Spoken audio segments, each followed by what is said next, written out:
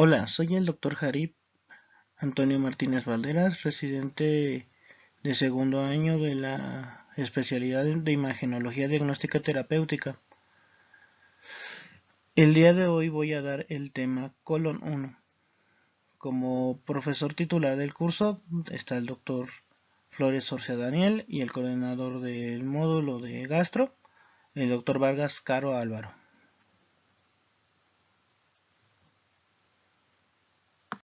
Como temario de esta plática vamos a ver alteraciones congénitas, las cuales vamos a ver la malformación anorrectal y la enfermedad de Hirschsprung, la enfermedad inflamatoria, la cual vamos a abordar la colitis pseudomembranosa, el colon neutropénico, la colitis ulcerosa y la colitis isquémica, además de que vamos a abordar también la enfermedad diverticular.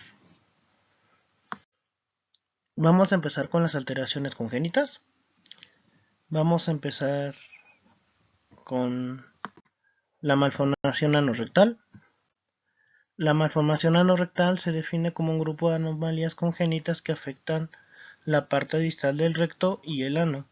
Se ven muy relacionadas a alteraciones de la vía urinaria y alteraciones de la vía genital. Esto está en relación con la embriología característica de estas estructuras, que en un momento se describirá. La malformación anorrectal se puede presentar como ano imperforado, como atresia entérica distal o bien como la presencia de fístulas. Epidemiológicamente vamos a ver que su incidencia es 1 en 5.000 nacidos, va a representar el 25% de las malformaciones digestivas, va a ser más frecuente en hombres que en mujeres en una relación a 1.4 a 1. Cuando hablemos de lesiones bajas van a tener una relación 1 a 1 y en las lesiones altas va a tener una relación de 1.8 a 1 hombres de mujeres. El 70% de esta está asociado a síndromes y anomalías congénitas. Fisiopatología. Para entender la malformación anorrectal es importante recordar el desarrollo del tabique urorectal.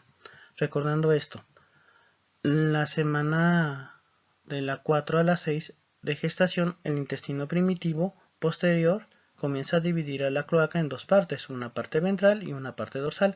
Esto es gracias al tabique urorectal y al acercamiento que éste va teniendo con la membrana cloacal. Viendo eso, viendo el esquema que vemos del lado izquierdo superior,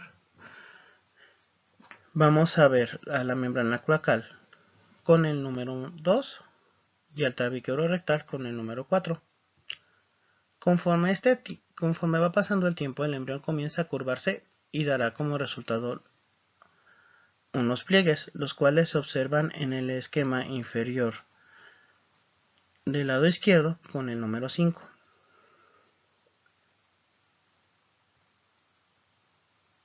Tanto la curvatura y estos pliegues hacen que el tabique urorectal cada vez se vaya acercando más a la membrana cloacal, hasta que llega un punto en que ambos se tocan. Al momento de que estos empiezan a tocarse, la cloaca ahora sí se divide en una porción ventral, dando lugar al seno genital, y una porción dorsal, dando lugar a la porción del recto y al canal anal proximal. En el esquema del lado inferior izquierdo, vamos a ver que el 7 es la porción del seno urogenital y el 8 y el 9 es el recto y el canal anal. Cuando estas dos porciones entran en contacto, el tabique urogenital y la membrana cloacal, que está representada con el número 10, que es la región perianal, en este momento hace que la membrana cloacal se rompa y entonces va a dar lugar a dos orificios. Como lo había dicho, es El orificio ventral es el orificio urogenital y el dorsal es el orificio anal. Al final de la séptima semana de gestación se va a producir una oclusión de forma normal en el canal anorrectal. Posteriormente a la octava semana de gestación, esta oclusión se va a quitar de una forma normal por un proceso de apoptosis y va a dejar que el canal anal ya esté libre. Cuando ocurre una alteración, ya sea en el desarrollo del tabique rectal o bien en la recanalización del canal anal, va a existir las malformaciones anorrectales. Si existe una alteración entre la cuarta y séptima semana de gestación, va a dar un desarrollo normal de la parte de la cloaca, lo cual va a hacer que exista un orificio anal ectópico o la presencia de fístulas. Y si existe una anomalía entre la semana 7 y la octava de gestación, no va a haber una buena recanalización del canal anal y entonces el ano no se va a encontrar en una posición normal, o puede ser que este no esté perforado. Como ya se había comentado, la malformación anorrectal va a estar relacionado con muchos síndromes. Por lo regular, los primordiales van a ser de forma urogenital. Les dejo esta tablita para que puedan visualizar y puedan checar las principales síndromes con los cuales está relacionado la malformación anorrectal. Clasificación. Para clasificar las malformaciones anorrectales vamos a tener dos clasificaciones. La clasificación de Widespread, la cual depende de la posición del saco rectal en relación al cabestrillo puborectal, el cual lo va a dividir en altas, cuando la distancia va a ser más de 15 milímetros, en intermedias, cuando la distancia va a ser entre 15 y 10 milímetros, y bajas cuando la distancia es menor de 10 milímetros. Y la de Kinkenbeck del 2005, la cual, aparte de clasificarla en alta, media y baja, la va a clasificar por la presencia, ausencia y presencia de fístulas, el tipo y la localización de las mismas, así como la posición del saco. En los hombres vamos a ver que hay recto perineal, recto vesticular, recto uretral vulvar, recto vesical, recto uretral prostático. En cuanto a la clasificación de las fístulas en el hombre, las fístulas se van a dividir en dos, en alta y baja. La alta se extienden anterior a la base en el tipo 1 al pene, en el tipo 2 a la uretra vulvar, en el tipo 3 a la uretra prostática, en el tipo 4 a la vejiga urinaria, y en la clasificación del tipo bajo vamos a ver que la tipo 1 va a desembocar en el escroto y la tipo 2 en el perine, igual que la 3. En cuanto a la mujer, se encuentran principalmente fístulas en la formación anorrectal de forma baja, en el perineo, que es la tipo 1, y la tipo 2, en el área vestibular. Puede existir una anomalía cloacal, que es cuando hay una abertura perineal externa única, el cual lo va a dividir en canal corto o canal largo, y la fístula rectovaginal, que es extremadamente rara. Y muestro una tabla donde podemos visualizar las fístulas ya comentadas. El cuadro clínico va a depender si es una malformación anorrectal alta o baja. En la alta vamos a encontrar un hoyo anal subdesarrollado en la un perineo plano o un surco poco visible. Y en la baja vamos a ver un orificio fistuloso, presencia de meconio, perlas perineales, perineo ondulado, micropene hipospadia y genitales ambiguos. En cuanto al diagnóstico por imagen, en la radiología convencional, esta va a ser conveniente para búsqueda de alguna otra malformación, principalmente anomalías costales, cardíacas, vertebrales y sacras, por la asociación importante con otros síndromes, además de que vamos a visualizar distensión de asas y ausencia de gas distal. Y en caso de que encontremos una fístula en vejiga, podemos visualizar densidad de aire en esta, secundaria a una fístula. Vemos en la primera imagen una radiografía tóraco-abdominal antero-posterior en decúbito supino, donde observamos múltiples anomalías vertebrales torácicas marcadas con las flechas, donde se incluyen vértebras en mariposa y hemivértebras. Y en la porción abdominal llegamos a visualizar distensión de asas y ausencia de gas a nivel rectal.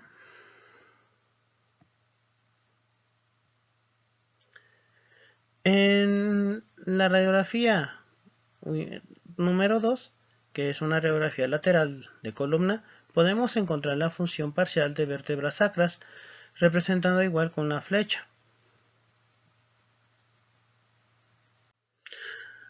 También podemos utilizar otros métodos de imagen, que es el invertigrama, el cual es realizado con la técnica de Wangster y Rice.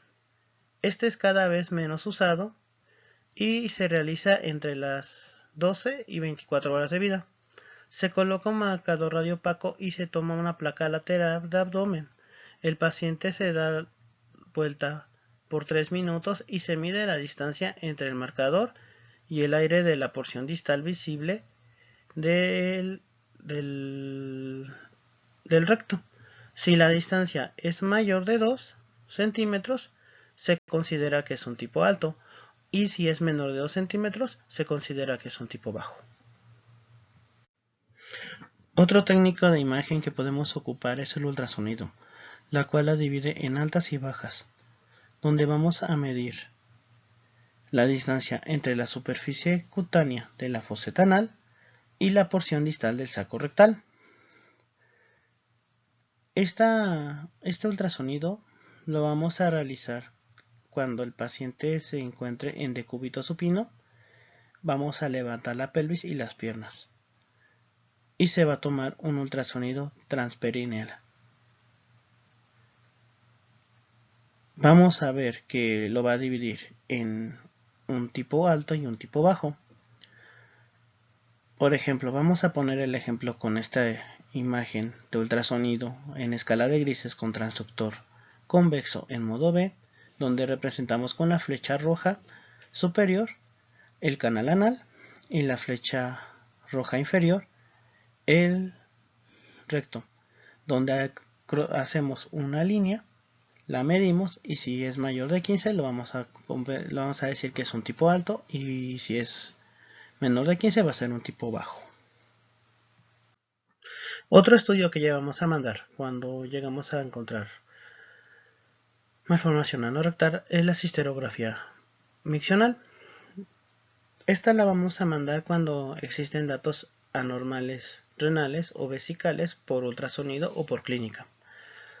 Esta es importante porque nos va a ayudar a visualizar si hay algún grado de reflujo vesicoureteral o hidronefrosis, el cual podemos visualizarlo en el 60% de los casos de que tienen malformación anorrectal, además de que también nos es útil para la detección de fístulas. Aquí vemos una cistografía miccional donde se observa marcado con la flecha blanca una agenesia parcial del sacro y una total del coxis, Además de que a su vez vemos la presencia del medio de contraste por la vejiga que asciende hacia los ureteros y los riñones, observando una dilatación perilocal bilateral, así como una extraluminización del medio de contraste por un trayecto tubular que conecta hacia la porción caudal del recto en relación con una fístula vesicorrectal en una malformación anorrectal. Otro estudio que llegamos a mandar es el colostograma distal. En este se hace una inyección de contraste hidrosoluble a través de un catéter de Foley insertado en la colonostomía distal. Este nos sirve para demostrar si hay presencia de fístulas y ver la posición del saco rectal. Como se observa en este colostograma distal, donde se observa el paso del medio de contraste a través del cabo distal, que se va opacificando toda la estructura y que a su vez hay una extraluminización del medio de contraste que se observa con las dos flechitas, el cual se dirige a la región vulvar de la uretra en relación a una fístula rectoureteral relacionada a una malformación anorrectal.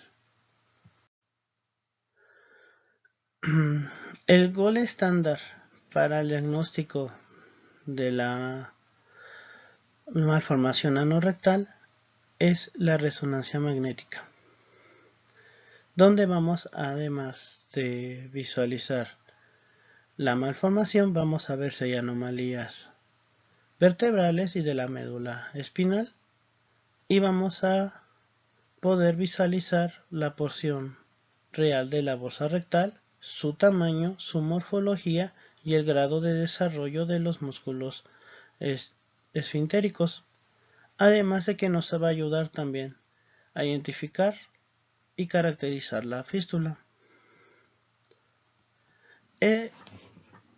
Vamos a ver que tenemos una resonancia magnética ponderada ante 2 en reconstrucción sagital, donde se observa una porción alta de la bolsa rectal. Se considera alta porque se encuentra por arriba de la línea pubococcígea, así como una hiperintensidad en el cabo distal rectal, la cual, si la seguimos, sigue hasta la pared posterior de la vejiga.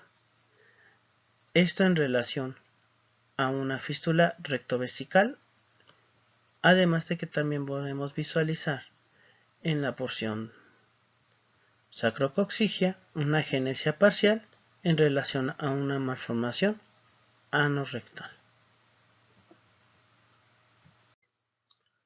Vamos a seguir con la enfermedad de Hirschsprung. Vamos a definirla como un trastorno congénito que se caracteriza por la ausencia de células ganglionarias del sistema nervioso entérico, el cual está compuesto del plexo submucoso y mientérico en la zona distal del colon. También es conocido como megacolon aganglionar congénito. Epidemiológicamente, su incidencia en hispanos va a ser 1 en cada 8.000 recién nacidos vivos, y en asiáticos va a ser de 2.8 en cada 100.000 nacidos vivos. Relación hombre a mujer va a ser 3.5 a 1 y va a tener un 84% de prevalencia en el hombre. Es más común en raza blanca y en recién nacidos a término. El 70% se encuentra aislado, el 30% puede encontrarse con anomalías congénitas, de las cuales las anomalías congénitas o síndromes más conocidos o más relacionados con este es el síndrome de Down. Este está relacionado que cuando llegamos a encontrar síndrome de Down va a tener 10 veces más frecuente de que haya enfermedad de Hirschsprung. Además de que también está relacionado con anomalías cardíacas, urinarias y craneofaciales. Fisiopatología. En cuanto a la fisiopatología de la enfermedad de Hirschsprung, hay dos puntos importantes para la enfermedad. En primer lugar, va a ser la falla de la migración intestinal de los neuroblastos, que van desde la cresta neural hasta el nivel intestinal, y por otra parte, va a sufrir degeneración de los neuroblastos que ya tuvieron una migración. Esto va a hacer que se afecten el plexo mientérico, que es el plexo de Auerbach, y el plexo submucoso, que es el plexo de Meissner. Por otro lado, los nervios excéntricos van a dispersar sus axones en el intestino desnervado, estimulando una contracción, y esto va a hacer que el colon crea un espasmo pues, a nivel del colon desnervado, lo cual nos va a llevar a una oclusión funcional, que esto anterior a la zona ganglionar, y va a sufrir una dilatación de esta zona, la cual va a estar hipertrofiada por acúmulo de heces y por el peristaltismo aumentado. Este peristaltismo aumentado va a tratar de vencer la estrechez de la zona ganglionar, el cual va a ser ineficiente. Una de las cosas importantes es la zona entre la zona sana y la zona aganglionar, la cual se va a llamar zona de transición. Esta zona importante es sumamente importante en los estudios de imagenología. Su cuadro clínico. El cuadro clínico, vamos a ver que no va a haber eliminación del meconio entre las primeras 48 horas pospartos. Va a haber además presencia de un vómito bilioso, distensión abdominal, puede haber algún tipo de enterocolitis, y esta misma enterocolitis puede causar sepsis y perforación. Bueno, su clasificación. La clasificación va a ser dependiendo de la longitud del segmento. Se va a dividir en ultra corta, en largo y en total. La ultra corta va a ser una porción de 3 a 4 centímetros del esfínter anal interno. Este va a representar el menor porcentaje, el cual va a ser menor del 5%. El segmento corto. Este es el que representa del 70 al 80% de todas las enfermedades de Hirschsprung, el cual va a abarcar desde el recto y el sigmoides distal. El segmento largo va a ser igual el segmento recto, el recto, el sigmoides y el ángulo esplénico. Y el total, el cual vamos a encontrar que va a estar completamente en todo el colon.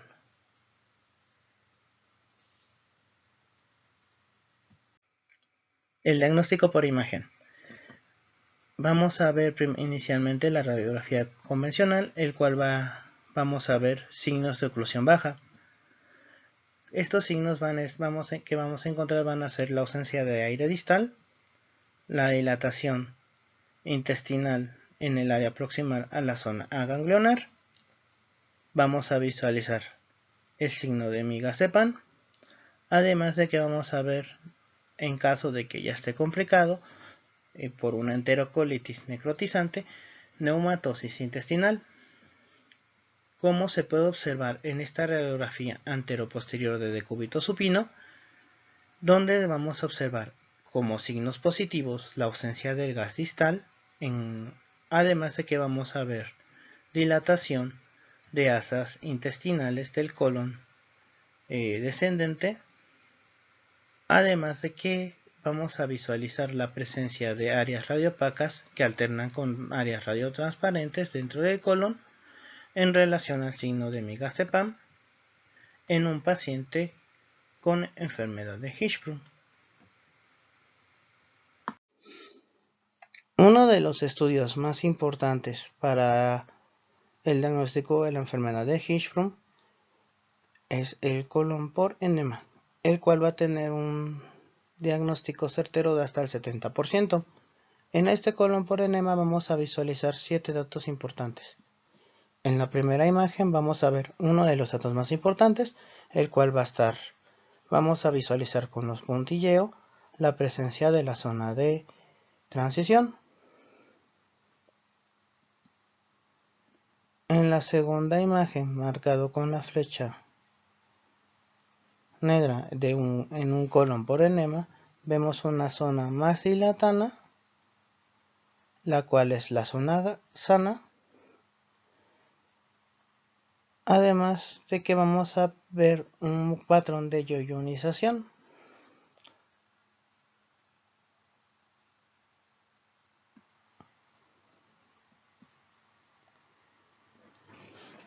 En la siguiente imagen vamos a ver que hay una inversión en la relación recto-sigma, que es uno de los puntos importantes también para el diagnóstico, de 1 a 2.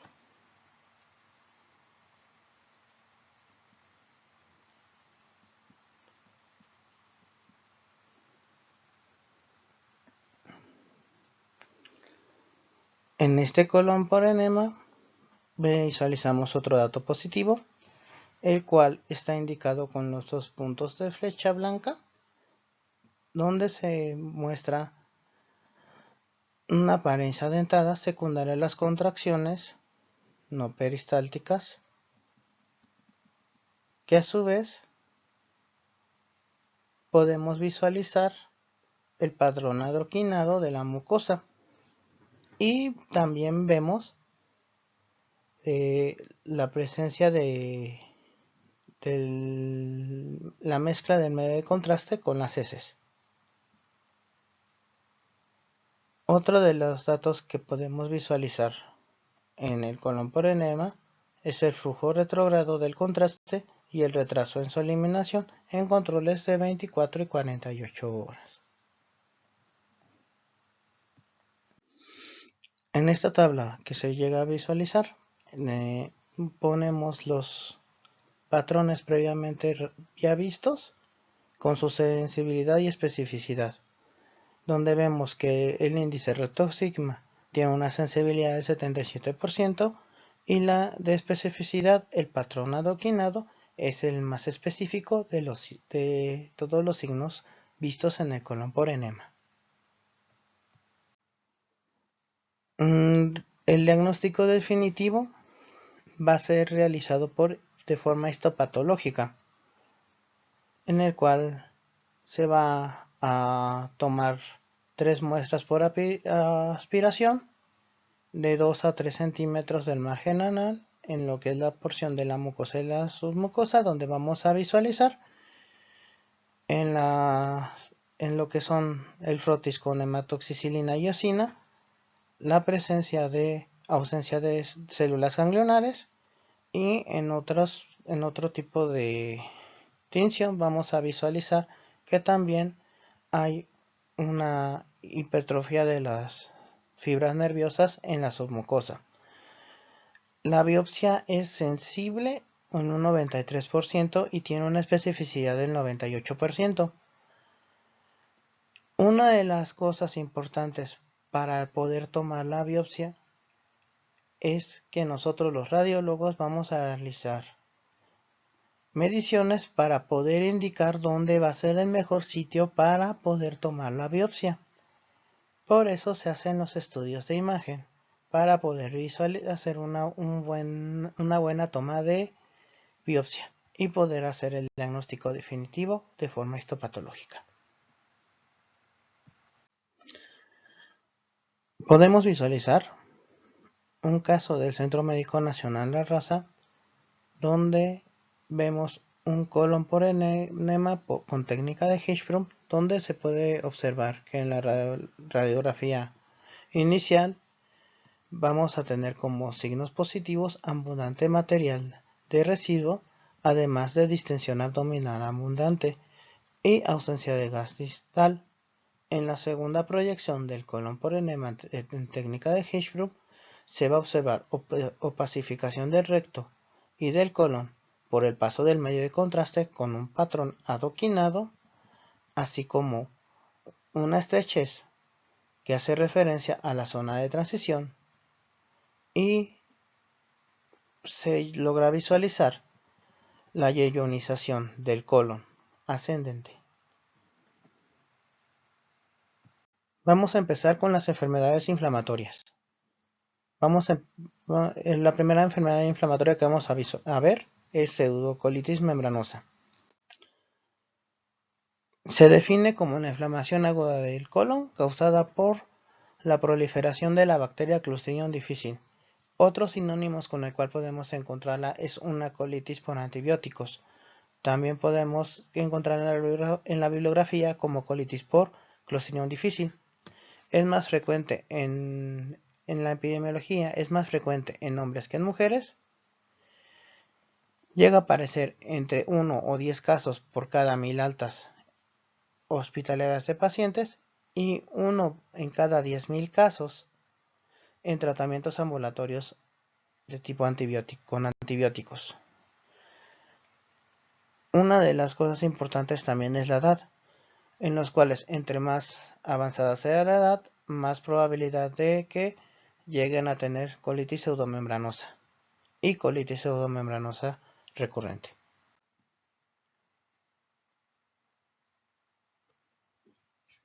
Las características generales de esta es la localización. Por lo regular aparece en todo el colon. El recto y el colon sigmoides están en el 90 o el 80% de los casos. Solamente el 10% de los casos está confinado a una porción proximal. ¿Cómo se va a visualizar? Vamos a ver que son adherencias similares a placas de restos necróticos, fibropurulentos, con moco en la mucosa colónica dañada, así como un edema submucosa. Una de las cosas importantes y una de las cosas que llegamos a visualizar y una de las principales cosas que llegamos a visualizar en el diagnóstico es el marcado edema submucoso en el segmento largo del colon. Como ya lo habíamos dicho, etiológicamente es causado por Clostridium difficile, que es responsable de casi todos los casos. Este aparece posteriormente a la ingesta de antibióticos o quimioterapia. Hay otras causas las cuales pueden dar colitis pseudomembranosa, en las cuales estamos hablando de una cirugía abdominal, una obstrucción de colon, una uremia hipotensa prolongada o hipoperfusión intestinal y enfermedades inmunodepresoras como la leucemia, el linfoma y el SIDA. Fisiopatología. Vamos a ver que Clostridium difficile va a llegar en forma de esporas a lo que es el cergo y el colon, el cual se va a adherir a estos y posteriormente va a soltar dos toxinas, la cual va a ser la toxina A y la toxina B. Estas toxinas A y toxina B van a causar la producción de citocinas proinflamatorias. Este aumento de citocinas proinflamatorias va a crear un aumento en la permeabilidad vascular y va a traer el reclutamiento desde el torrente sanguíneo hasta al lumen del colon de neutrófilos y monocitos. Esto va a crear que haya una alteración en la unión intercelular y va a hacer que la célula llegue a crear un tipo de apoptosis. Esta apoptosis va a soltar enzimas hidroelectrolíticas, los cuales van a atraer a más neutrófilos al lumen intestinal.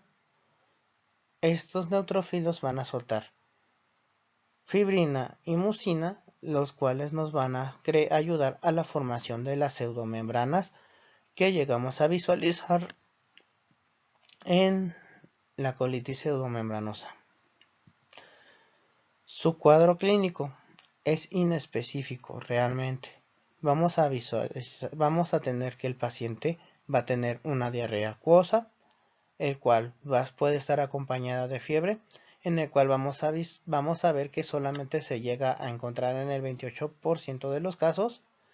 Va a estar acompañado de dolor abdominal en el 22% de los casos y vamos a encontrar una distensión abdominal Además de que en los laboratorios vamos a encontrar una leucocitosis en el 50% de los casos. Vamos a ver que la colitis pseudomembranosa va a tener características microscópicas y macroscópicas. Las macroscópicas las vamos a poder ver durante una endoscopía, donde vamos a ver una mucosa eritematosa e inflamada, además de placas elevadas blanco-amarillentas, que son las pseudomembranas. Y sus características microscópicas vamos a encontrar una necrosis focal, una impactación de fibrina en los capilares y abscesos en las criptas. Bueno, para el diagnóstico vamos a necesitar la demostración de las toxinas de Clostridium difficile en las heces.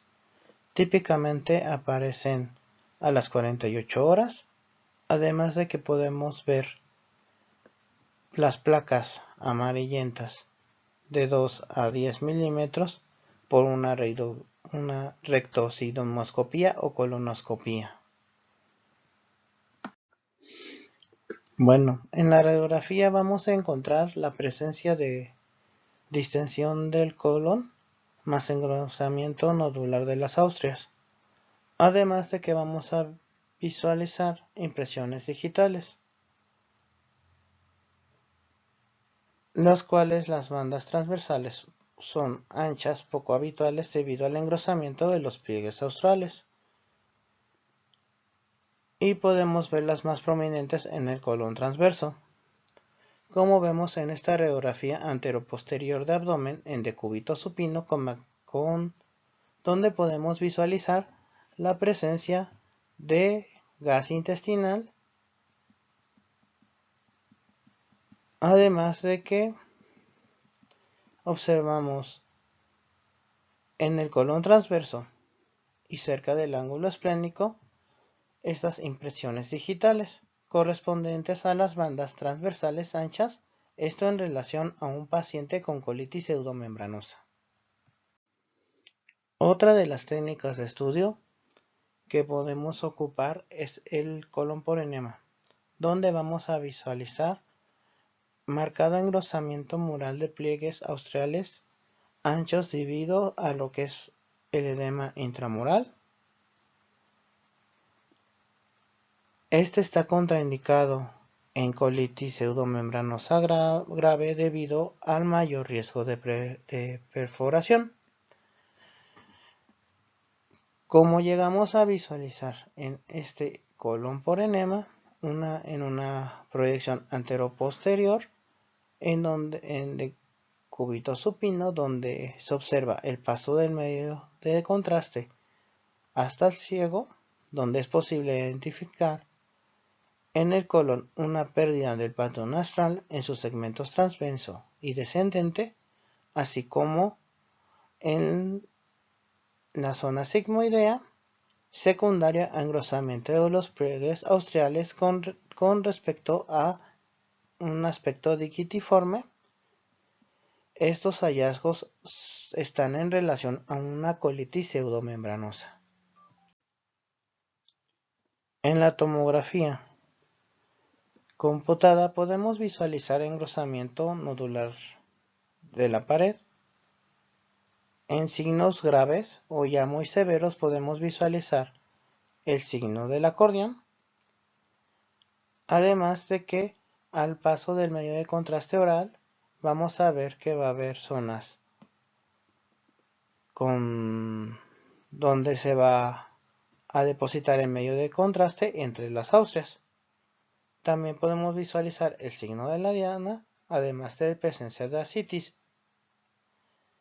Y en caso de que ya tener alguna complicación, podemos ver neumatosis en el colon o aire en la vena porta.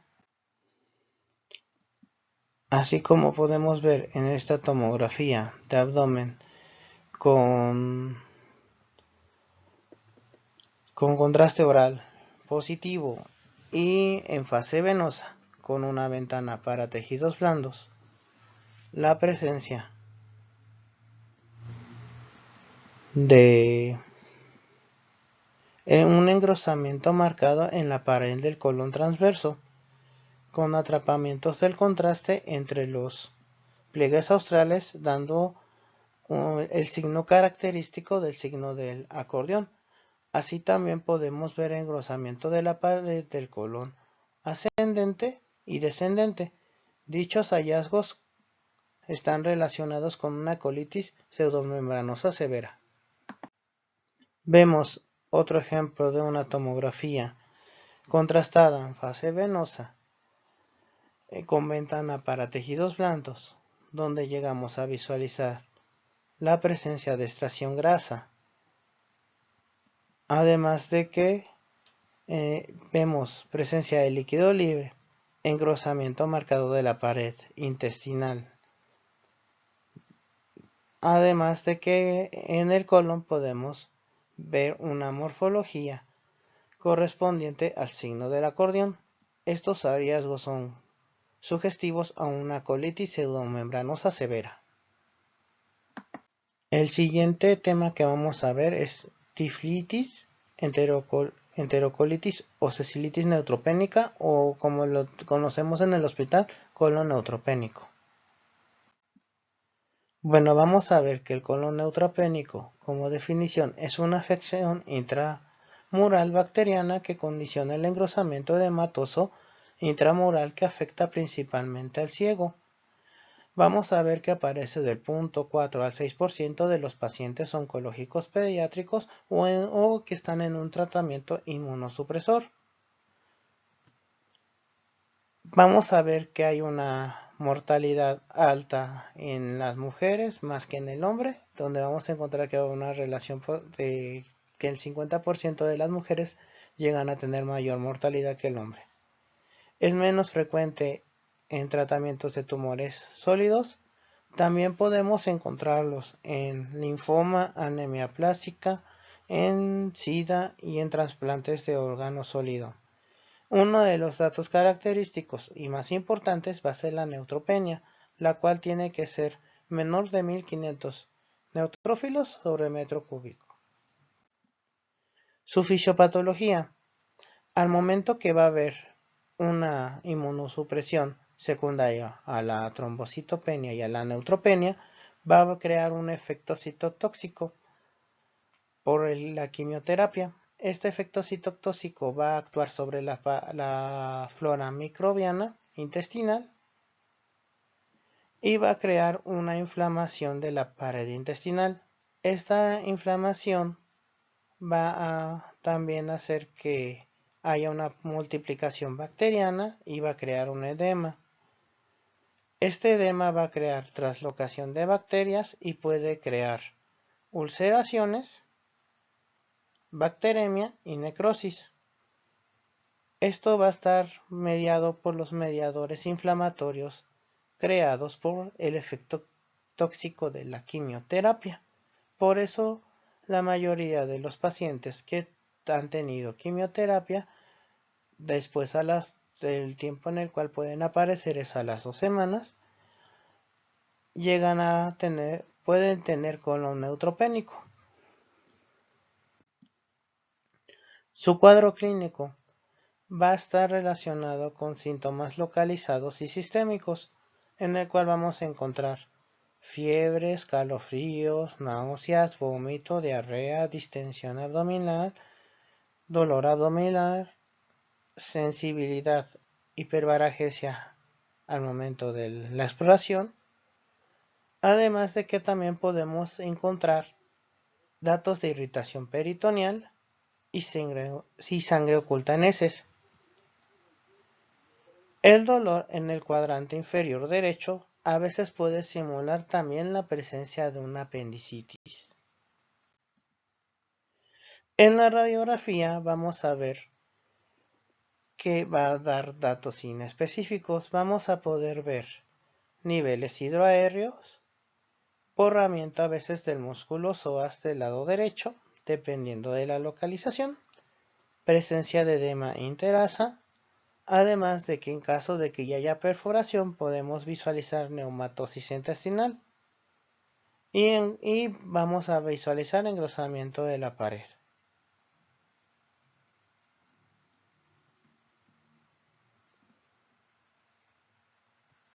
El ultrasonido. El ultrasonido es una de las armas indispensables que tenemos los radiólogos para el diagnóstico de esta. Vamos a ver que vamos a encontrar un engrosamiento de la pared mayor de 4 milímetros.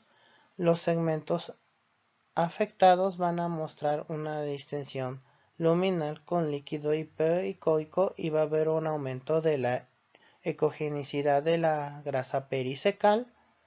Podemos visualizar en el momento de la exploración con el ultrasonido hipocinesia, acinesia, localizadas en las astas intestinales afectadas, además de que vamos a ver una ecogenicidad de la pared intestinal engrosada. Los pliegues australes en los segmentos colónicos afectados generalmente se conservan, y a la aplicación del ultrasonido Doppler vamos a ver hipervascularidad de la mucosa y de la pared intestinal.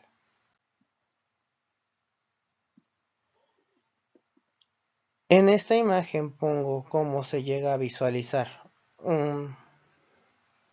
del lado izquierdo un colon de forma normal contra del lado derecho un colon de forma ya patológica, donde podemos visualizar la presencia de un ultrasonido en la porción del colon descendente,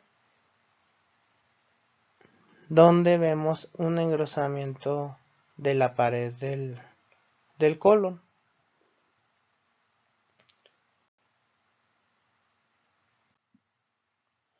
Además de que a la aplicación del color y el Doppler poder hay un aumento de la vascularidad, lo que indica una inflamación activa.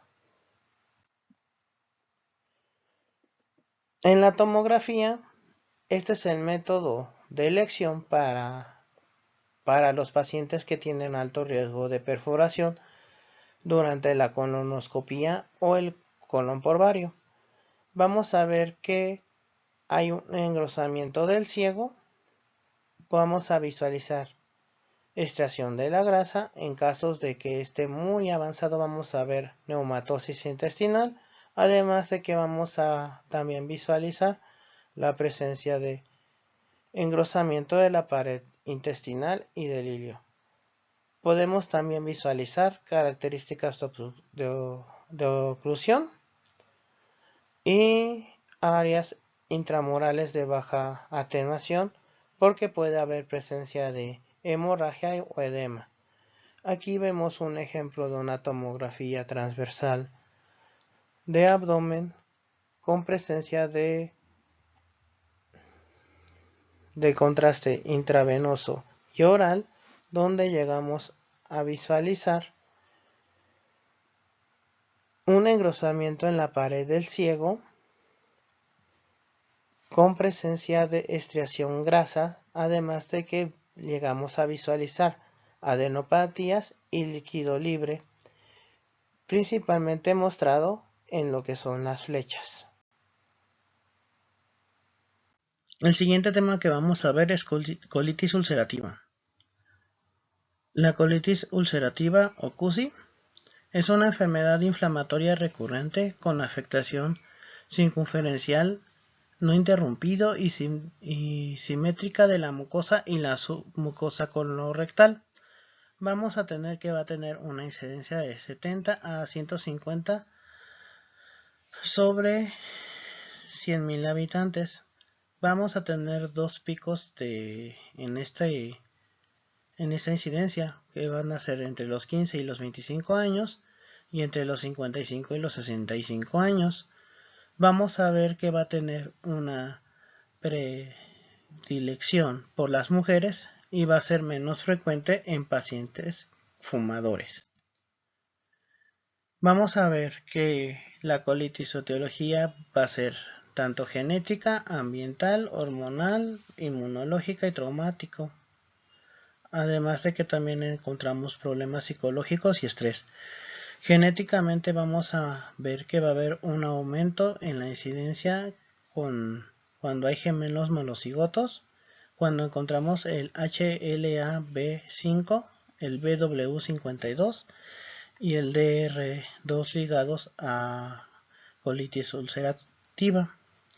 Vamos a ver que va a haber alteraciones asociadas en las cuales vamos a estar, en estas alteraciones va a ser la colangitis esclerosante primaria, uveitis, espondilitis anquilopoyética y artritis reumatoide.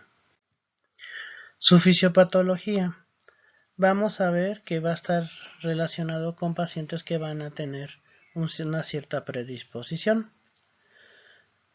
principalmente genética, inmunológica y ambiental, en el cual vamos a ver que va a haber una respuesta inmunológica desregulada a la microbiota intestinal.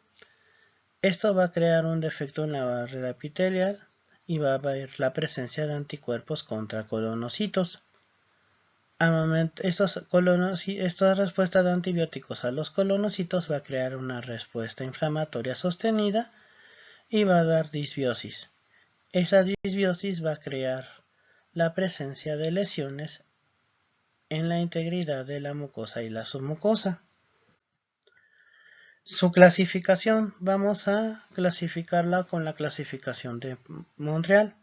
Vamos a ver que va a ser E1, E2 y E3, la cual va a ser E1 va a ser solamente proctitis, que va a afectar limitadamente al recto. La E2 va a ser una colitis izquierda, que va a afectar limitadamente hasta la porción del colon distal, hasta la flexura esplénica. Y una extensa, que va a ser la afectación, que es la E3, que va a ser la afectación que se extiende hasta la flexura esplénica y incluye todo el colon, hasta la válvula ileocecal. Vamos a darnos cuenta que va a tener un cuadro intestinal y un intraintestinal. Los intestinales va a estar relacionados con una diarrea sanguinolenta. Vamos a encontrar que el paciente va a tener meteorismo, va a haber pérdida de peso, distensión abdominal, el cual va a estar acompañado de dolor abdominal y tenesmo. Vamos a ver que en el cuadro clínico extraintestinal vamos a tener que va a estar relacionado con problemas articulares, también con problemas dermatológicos, oculares, hepatobiliares y a veces pulmonares. Para su diagnóstico vamos a ocupar diferentes métodos de imagen. Vamos a ocupar el colon por enema, el cual nos va a mostrar una apariencia granular de la mucosa.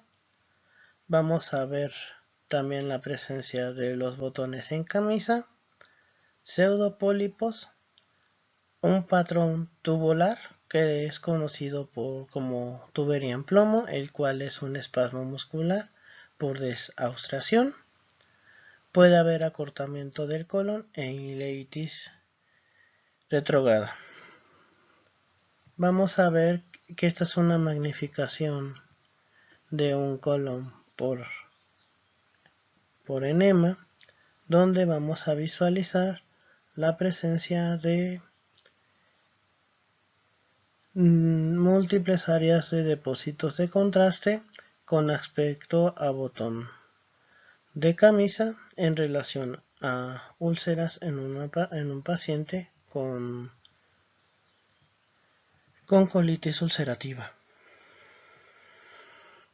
Este es una magnificación de un colon por enema donde podremos visualizar la presencia de un patrón tubular conocido como tubería de plomo. En la tomografía computada de abdomen vamos a ver que sin contraste vamos a encontrar estenosis colorectal y ensanchamiento del espacio presacro mayor a 1.5 centímetros, además de que vamos a ver engrosamiento difuso y simétrico de la pared colónica, la cual puede ser menor de 10 milímetros, un engrosamiento mural y un estrechamiento de la luz en los casos subagudos y crónicos. Cuando aplicamos la presencia de contraste vamos a poder visualizar el signo de la diana o el halo. Va a haber un realce anular interno de la pared, principalmente por la mucosa, y un anillo medio sin realce en la pared intestinal por la submucosa. Y va a haber un realce en los islotes mucosos de los pseudopólipos inflamatorios.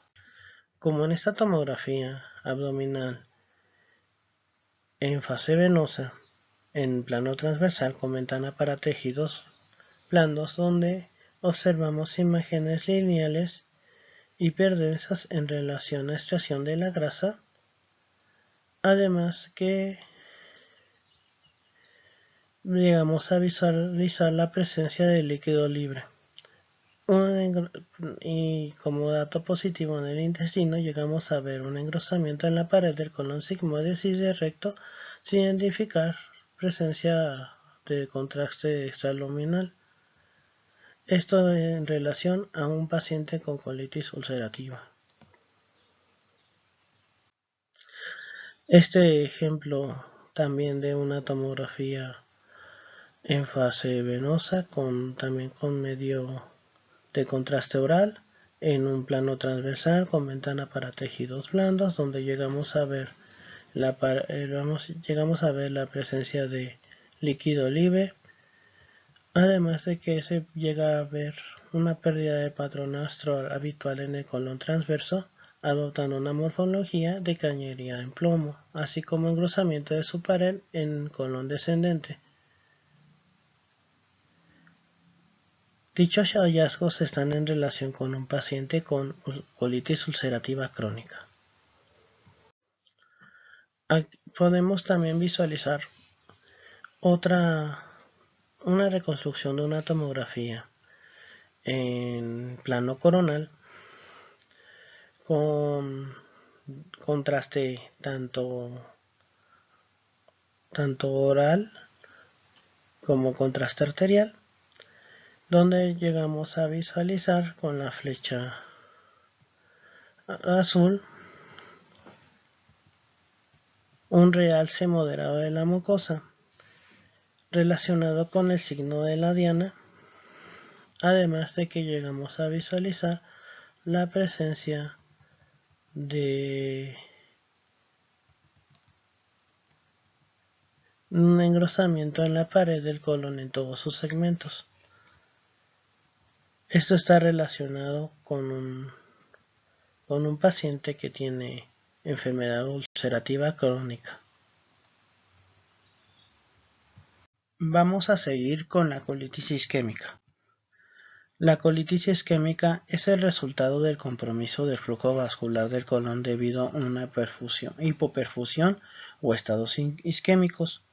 Epidemiológicamente va a tener una incidencia de 25 por cada 100.000 habitantes.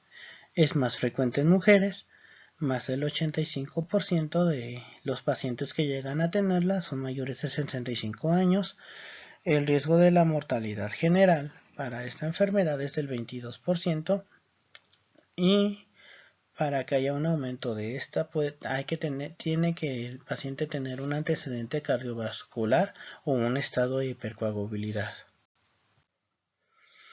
Ok. Continuando con la fisiopatología, vamos a ver que, como si había dicho previamente, la colitis isquémica es por disminución del flujo vascular, lo cual lleva a una hipoxia del colon. Y hay diferentes lugares donde hay vulnerabilidad para que haya también este tipo de problemas. Principalmente vamos a encontrar el colon derecho, la flexura esplénica o llamado punto de Griffith, la unión recto-sigmoidea, que también es llamado punto de Sudeck, en el cual tanto la flexura esplénica y el colon derecho son zonas vulnerables debido a que hay una está poco desarrollado el sistema marginal de Dumont. Como sabemos, la circulación del colon del colon derecho se da por la arteria mesentérica superior y por un sistema de arcadas, el cual es el sistema marginal de Drummond. Este sistema da ramas a las arterias rectas y dan irrigación al lado derecho y al transverso proximal. Y en el lado contralateral, que es dado por la mesentérica inferior, en el colon izquierdo, va a tener el mismo sistema de arcadas, también llamados sistema de Drummond, que este va a tener colaterales llamado arco de Riolano, que a veces puede estar ausente o poco desarrolladas. Este sistema une a las arterias tanto mesentérica inferior con la superior mediante una conexión de una arteria cólica izquierda y una derecha, que esto garantiza el aporte de flujo en momentos de isquemia, pero al estar poco desarrollado no se lleva a cabo y condiciona que esos sean puntos vulnerables. Y la unión recto-sigmoidea es un punto vulnerable debido a que es un punto distal de las últimas conexiones colaterales. Dado a lo anterior, el sigma es la principal zona donde se da la colitis isquémica. Bueno, vamos a ver que va a haber diferentes tipos de etiología, las cuales las vamos a dividir en oclusivas o no oclusivas. Las oclusivas vamos a ver que va a estar dada por trombos, lesiones ateroscleróticas, ligaduras accidentales de las arterias mesentéricas, válvulos, hernias y tumores. Las no oclusivas vamos a estar hablando de estados de baja perfusión como un índice cardíaco bajo, deshidratación, sepsis, hemorragia, diabetes, vasculitis y drogas. Aquí les dejo unas tablitas donde nos ponen también algunos factores predisponentes para la aparición de colitis isquémica. El cuadro clínico va a estar relacionado principalmente con el dolor abdominal en mi abdomen, principalmente del lado izquierdo. Vamos a encontrar que va a haber rectorragia, hematoquesia, distensión abdominal, náuseas, vómito, peritonitis en caso de ya complicación, y también puede haber diarrea en algunos de los casos. En la radiografía de abdomen podemos visualizar dilatación del colon, pérdida de su padrón astral, engrosamiento de la pared.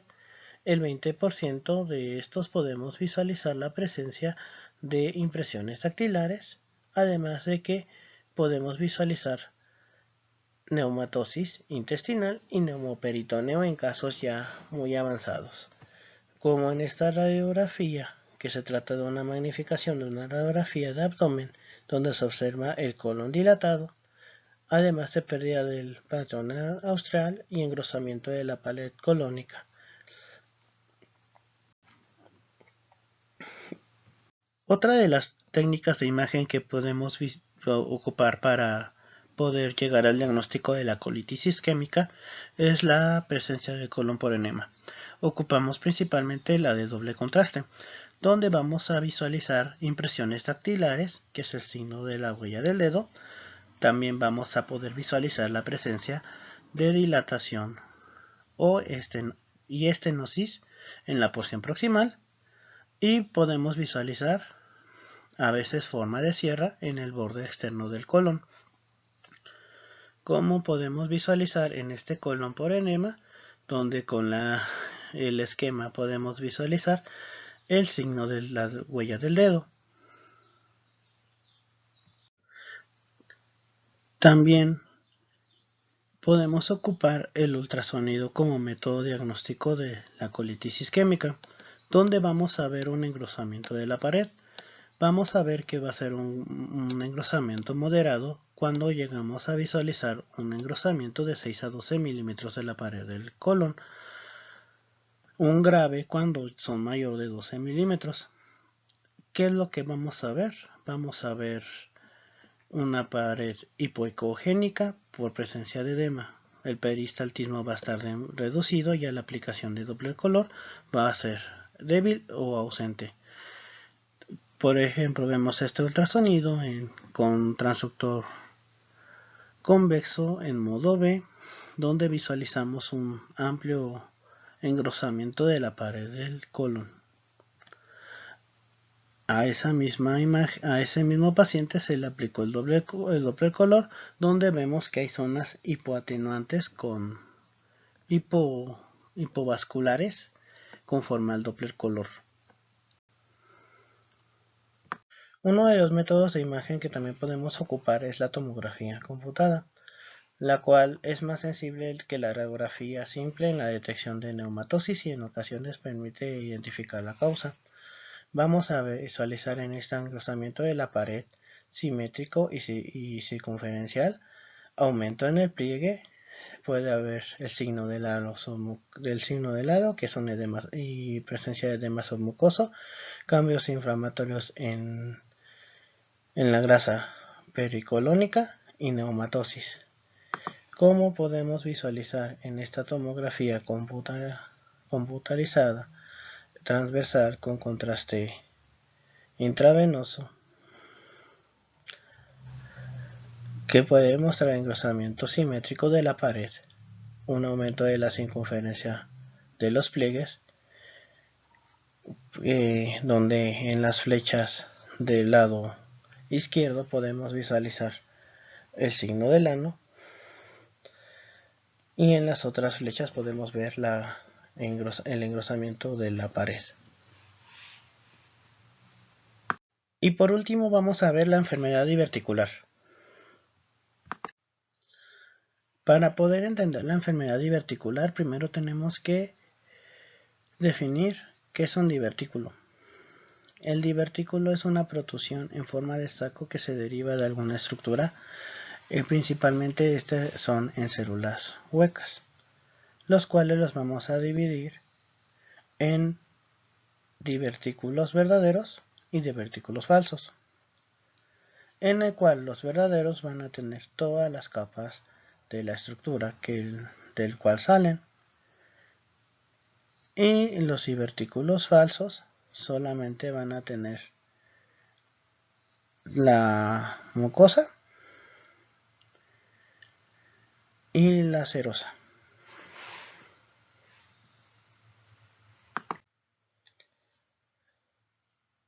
Vamos a definir enfermedad diverticular.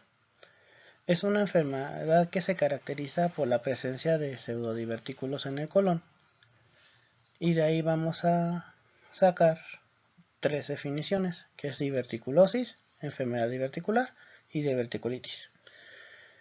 Diverticulosis es la presencia sintomática de divertículos en el colon. La enfermedad diverticular es la presencia sintomática de divertículos en el colon.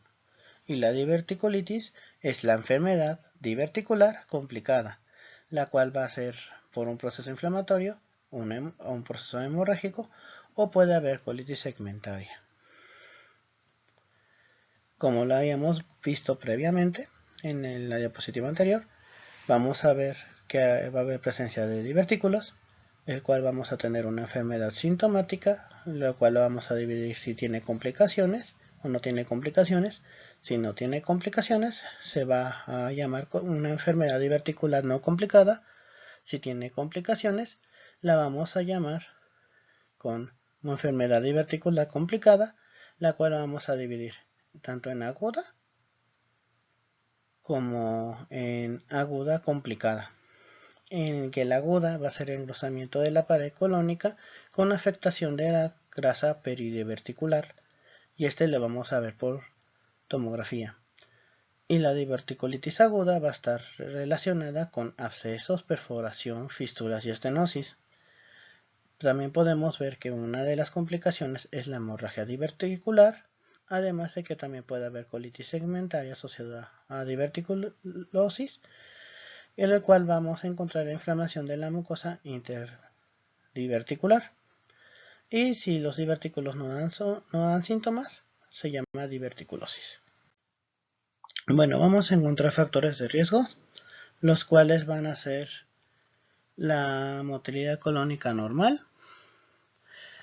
una dieta baja en fibra, alta en carnes rojas y grasas, sedentarismo, obesidad y tabaquismo.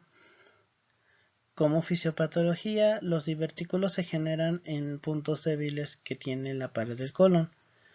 En este lugar es el lugar donde están los vasos sanguíneos, principalmente los vasos rectos, que atraviesan la muscular. En este punto la mucosa y la submucosa protruyen formando los divertículos.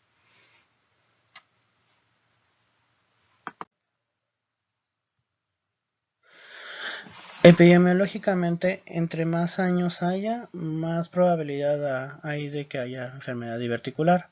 Se calcula que el 65% de los casos de la enfermedad diverticular aparece en pacientes mayores de 80 años, mientras que el 35% en pacientes menores de 60 años. El lugar donde más se llega a ver enfermedad diverticular es el sigmoides, seguido de lo que es el colon descendente, el transverso y el colon ascendente. Del 4 al 10% de la enfermedad diverticular se puede complicar. Hay un aumento en la mortalidad dependiendo de las comorbilidades y es más frecuente que haya enfermedad diverticular en mujeres mayores de 50 y en hombres menores de 50 años. Vamos a ver que el cuadro clínico en la enfermedad diverticular no complicada vamos a tener dolor abdominal, distensión abdominal y cambios en el hábito intestinal. Como lo habíamos visto previamente, un 4% puede estar complicada, que es, por lo regular podemos encontrar un proceso obstructivo, que es va a haber un sobrecrecimiento bacteriano e inflamatorio. Va a haber una diverticulitis aguda, donde vamos a encontrar dolor abdominal intenso, distensión, fiebre, leucocitosis y igual cambio del hábito intestinal. Cuando ya hay una diverticulitis aguda complicada, vamos a encontrar abscesos peridiverticulares, puede haber perforación libre con peritonitis fecal y desarrollo de fístulas, y además puede haber hemorragia diverticular, colitis y colitis segmentaria. Como podemos visualizar en estos esquemas donde no está complicado, donde solamente la presencia de divertículos, y en la imagen de la derecha podemos ver ya una inflamación y una complicación de los divertículos. En el diagnóstico por imagen vamos a ver inicialmente en el ultrasonido vamos a ver una imagen sacular hiperecogénica con halo hipoecogénico peridiverticular, además de que vamos a ver un engrosamiento colónico mayor de 4 milímetros. Vamos a ver hipoegenicidad de la grasa peridiverticular.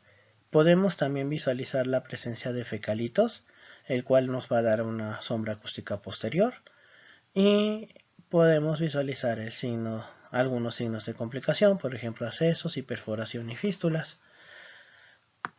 Como por ejemplo llegamos a ver en este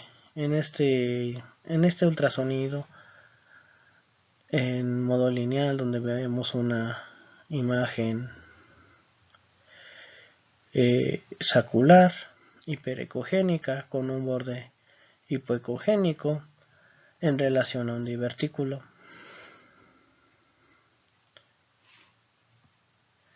En esta imagen, donde podemos visualizar un ultrasonido en modo B en escala de grises, llegamos a visualizar una imagen sacular hiperecogénica con un halo hipoecogénico, donde llegamos a visualizar un fecalito que nos da sombra acústica posterior dentro del divertículo rodeado de grasa hiperecogénica, el cual está relacionado con enfermedad diverticular. Otro de los métodos de estudio que podemos encontrar o que podemos ocupar para la enfermedad diverticular es el colon por enema, en el cual vamos a ver depósitos de contraste de morfología sacular oval redondeada con un cuello corto.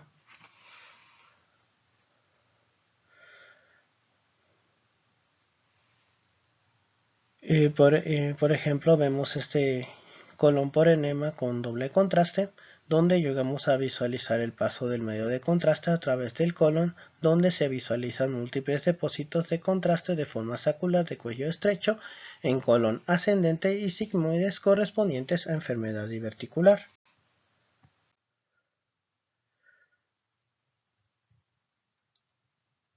Vamos a ver que en la tomografía, en la enfermedad diverticular no complicada, vamos a ver la presencia de los elementos diverticulares, además de un aumento de la pared colónica mayor de 4 milímetros y ausencia de abscesos y perforaciones.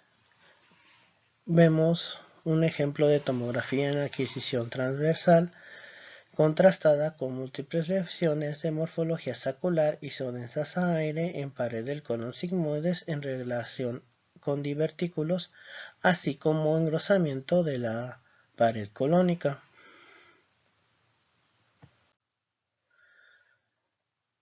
Vamos a hacer una división para la enfermedad diverticular complicada, la cual vamos a ver primero la clasificación de Hinchey y Hinchey modificada, en la cual la vamos a dividir en Hinchey en tipo 1, tipo 2, tipo 3 y tipo 4. Y en la modificada vamos a poner un tipo 0. Vamos a dividir la tipo 1 en A y B, en el cual en el Hinchey 1 vamos a encontrar un absceso pericolónico o flemón. En la tipo 2 vamos a ver un absceso intraabdominal o retroperitoneal. La tipo 3 y la tipo 4 son igual tanto en la modificada como en la inicial, que vamos a encontrar en la tipo 3 peritonitis purulenta generalizada y en la tipo 4 peritonitis fecal generalizada. En la Hinchey modificada vamos a encontrar diverticulitis en el tipo 0 de clínica leve. En el 1A, inflamación pericolónica confinada a flemón. En el tipo 1B vamos a ver absceso pericolónico o mesocolónico. El tipo 2 vamos a ver absceso pélvico intraabdominal distante o retroperitoneal. Y la 3 y 4 son igual que en la Hinchey previamente ya explicada. Aquí vemos otro esquema donde otra clasificación en otro artículo, el cual también nos divide el Hinchey en tanto modificada como en no modificada. Vamos a ver que la enfermedad diverticular en la Hinchey 1 modificada vamos a encontrar la presencia de inflamación pericolónica confinada. Por ejemplo, vemos estas tomografías en abdomen en adquisición transversal contrastada donde se observa el engrosamiento de la pared del colon sigmoides con lesiones de morfología sacular isodensas a aire en la pared del sigmoides mismo, además de que podemos visualizar extracción de la grasa pericolónica en relación a un grado 1A de la clasificación de Hinchey modificada. Vamos a ver que el 1B va a ser absceso pericolónico mesocolónico, en el cual vamos a ver un ejemplo de en esta tomografía computada de abdomen adquisición transversal con medio de contraste, donde se observa imágenes hipodensas de morfología ovalada de contenido heterogéneo a expensas de pequeñas asas hiperdensas en su interior, situado en una región pericolónica, múltiples imágenes de morfología sacular isodensas a aire en la pared del colon, así como extracción de la grasa pericolónica en relación a una clasificación 1B de Hinchey modificada. Vamos a ver el tipo 2, en el cual vamos a ver que va a ser un absceso pélvico intraabdominal distante o retroperitoneal. Vamos a ver este ejemplo en esta tomografía de abdomen transversal con medio de contraste, donde se observa en la imagen ovalada una imagen bien definida con contenido heterogéneo a expensas de un nivel hidroaéreo, situada a nivel pélvico adyacente al colon sigmoides, que se encuentra con marcado engrosamiento de su pared, así como la presencia de morfología presencia de imágenes de morfología sacular isodensa aire en la misma, y se logra visualizar extracción de la grasa pericolónica en relación a clasificación de Henshey modificada tipo 2. Vamos a ver el tipo 3, en el cual vamos a ver peritonitis purulenta generalizada.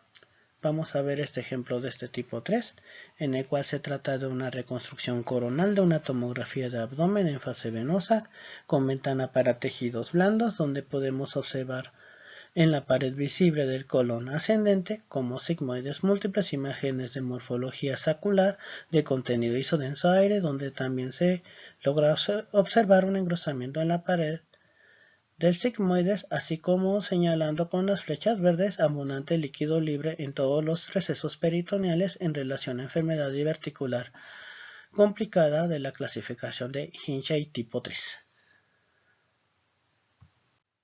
Y por último vamos a ver un ejemplo de la clasificación de Henshey tipo 4, donde vamos a ver peritonitis fecal generalizada. Vamos a ver este ejemplo de una tomografía de abdomen transversal en fase venosa con ventana para tejidos blandos, donde se observa en el óvalo verde en la pared del colon sigmoide múltiples imágenes de morfología sacular de contenido isodenso aire, así como señalado con las flechas verdes abundante de líquido libre en relación a enfermedad diverticular complicada de la clasificación de Henshey 4. Y eso sería todo. Acá está mi bibliografía. Muchas gracias, que tengan buen día.